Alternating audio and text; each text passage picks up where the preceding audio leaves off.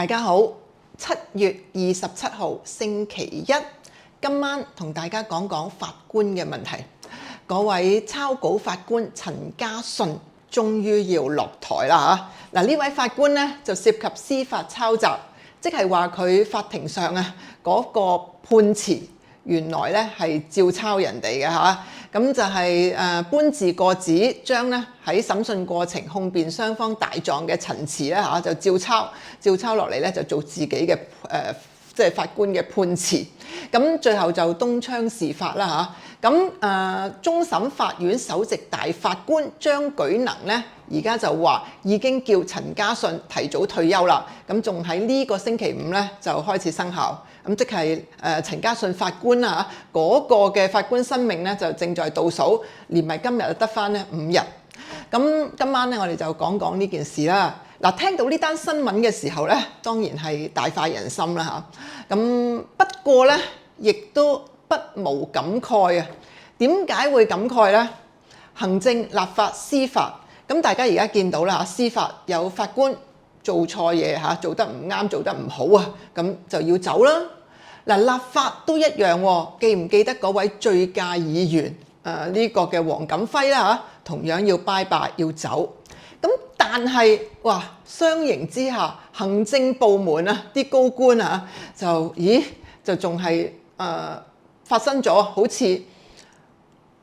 宏福苑火警咁大件事死咗168條人命，2000個家庭咧家破人亡。但係而家仲好端端冇人咧需要走，咁甚至連道歉都冇句。嗱，最嬲嘅係咧，其實上個禮拜同大家咧拍個片講過啦竟然仲有人咧而家咧放風吹風，就話喂，真係啲高官唔走得㗎行政會議裏邊都有呢啲聲音啊！即係你諗下我哋啲高官同內地嘅唔同㗎，內地咧發生咗事，咁啲領導咧內地嘅省市領導咧佢即係承擔責任，佢下咗台之後，佢可以喺其他嘅崗位東山再起㗎嘛。但係我哋香港就唔可以啦。如果你要咧啲問責官員咧咁樣下台，佢就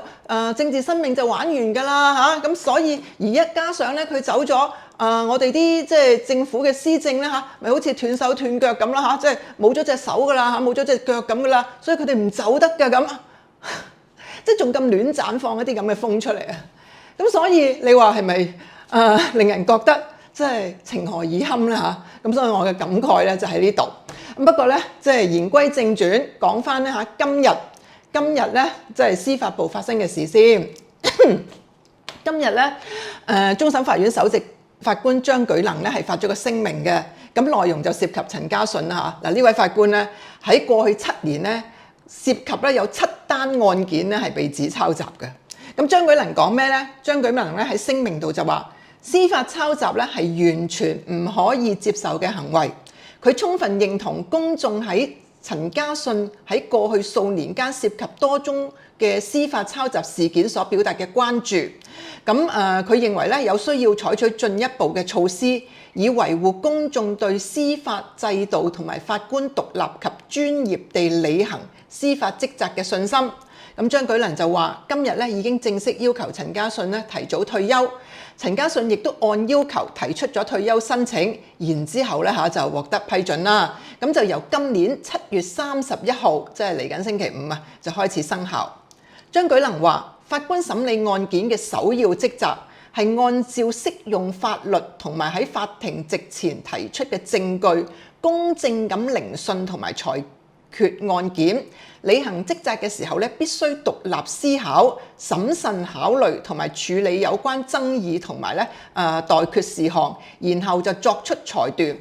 張舉能話啦法官行使獨立司法判斷係裁決過程嘅核心要素，最主要咧就係體現喺其所撰寫嘅判詞同埋裁決理由之中。而司法抄襲直接衝擊呢個根本要求，屬於咧完全唔可以接受嘅行為。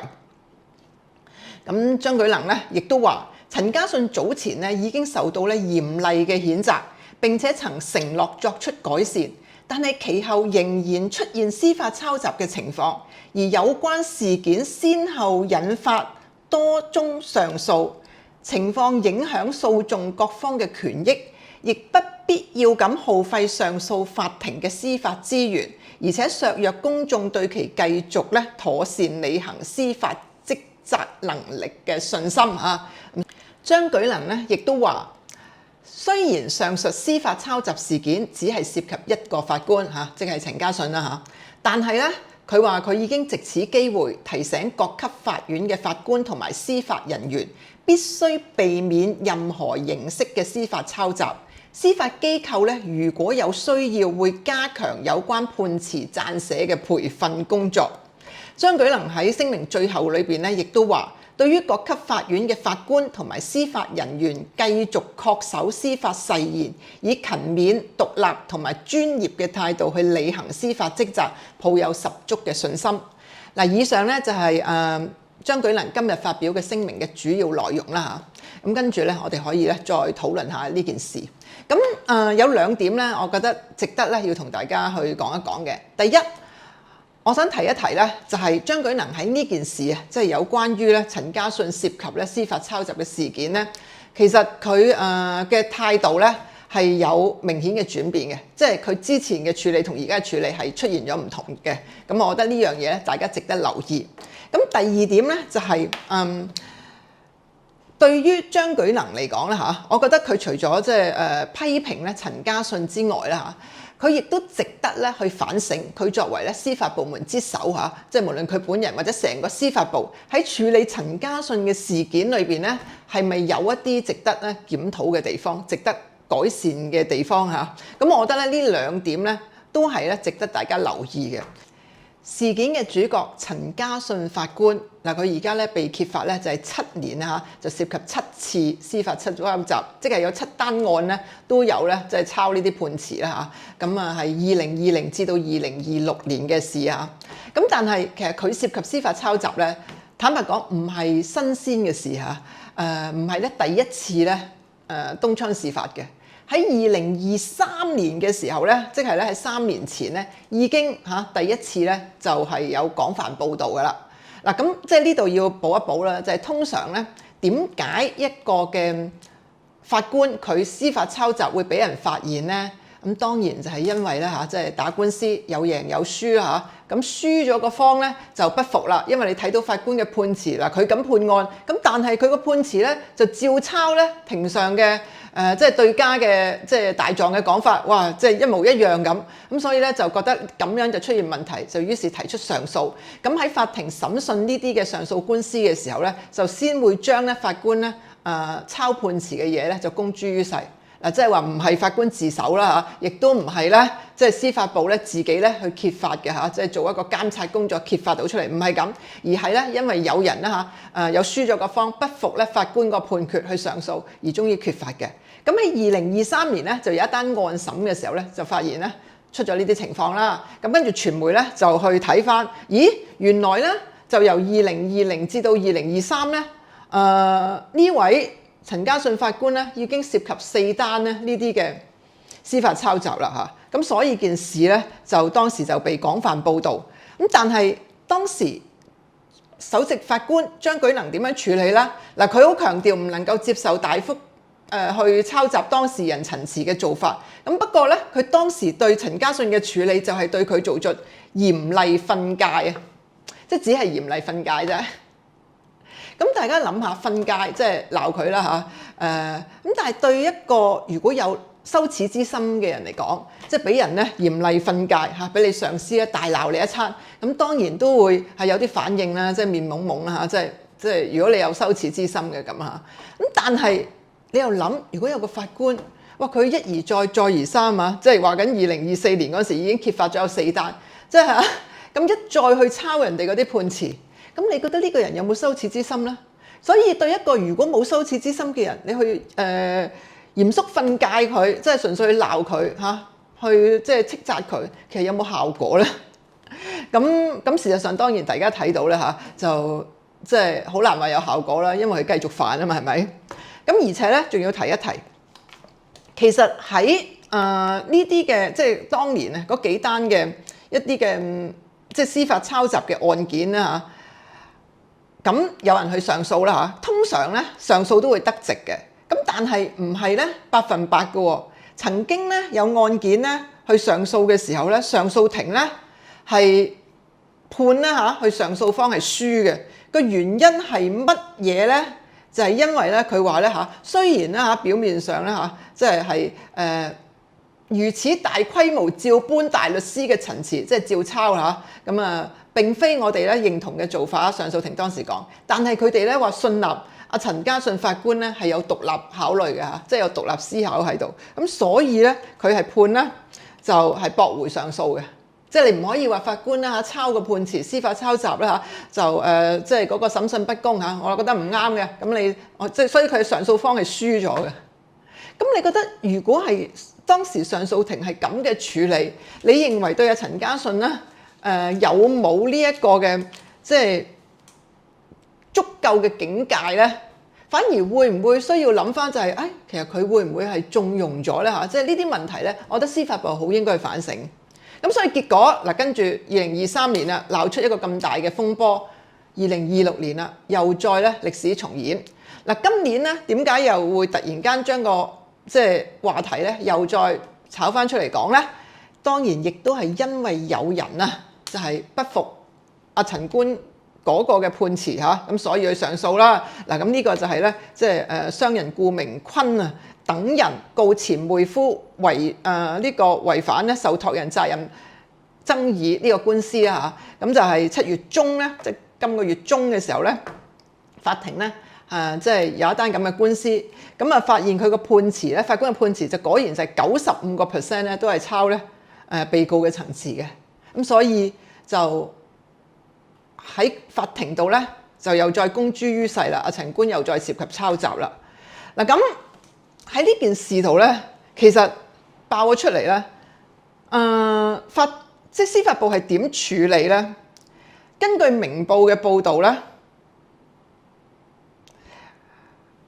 當時即係其實月中嘅啫喎。大家好嘩然啦，因為呢個涉及司法抄襲嘅法官2023年已經有嘅咯而家又再重犯。咁但係司法部點樣處理咧？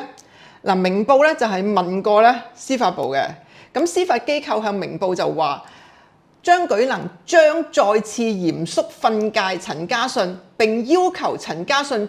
接受針對嘅培訓。今次咧就多咗一步啦，即係除咗佢咧要即係再係訓斥佢之後，就要佢再接受針對嘅培訓。咁但係即係咩咧？都係繼續俾佢咧保留咧，佢可以繼續做法官。呢個係本來就係司法部，本來就係張舉能嘅態度。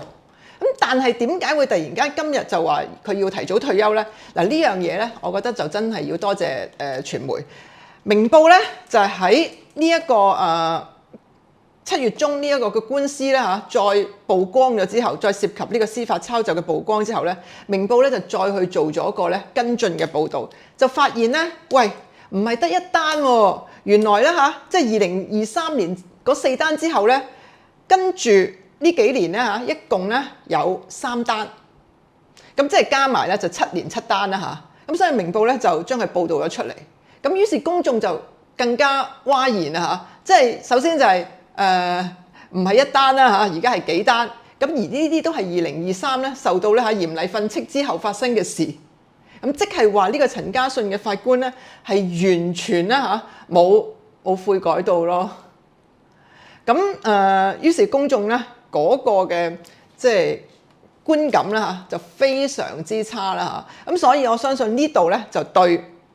即係法官啦，對司法部啦亦都係有一個好大嘅壓力，而令到最後喺1個禮拜度啦，即係短短幾日之間咧，而家終審法院首席大法官張舉能啦就作出咗一個咧明顯唔同嘅處理，因為佢之前咧即係1個禮拜前答明報都仲係咧話佢哋會啦再次嚴肅訓誡陳家信，並要求陳接受針對培訓，而今日咧就出稿就話咧已經叫咗咧陳家信提早退休啦。所以喺今次事件度咧明報傳媒咧就應記一功。如果冇明報呢個跟進報導7年咧抄襲咗7次咁引發咧嘅公眾關注、公共迴響而造成一個嘅好大嘅壓力咧，張舉能司法部咧而家嘅處理本來就係再去嚴厲訓斥陳官咯，要佢上堂咯咁啊，就唔會有啦佢要提早退休呢件事發生咯。咁所以其實傳媒嗰種監察咧，其實對個社會係好緊要。呢個就係一個好明顯嘅例子啦。咁當然呢位陳家信法官就絕對唔需要同情啦，根本就係咎由自取嘅。即係你睇翻喺7年涉及司法抄襲嗰啲個案裏邊，喂有啲照抄即係92%，有啲就抄95%，最誇張係抄98%。即係完全冇做好佢份工作咯，即係唔好話尊重自己，尊重司法個部啊！即係連咧最起碼咧你嗰個咧，唔該你收咗人工，你做好你份工，連呢一邊咧呢一樣嘢咧都做唔到，咁所以咧離開咧係應該嘅。咁事實上咧而家咧呢位法官咧就會成為咧即係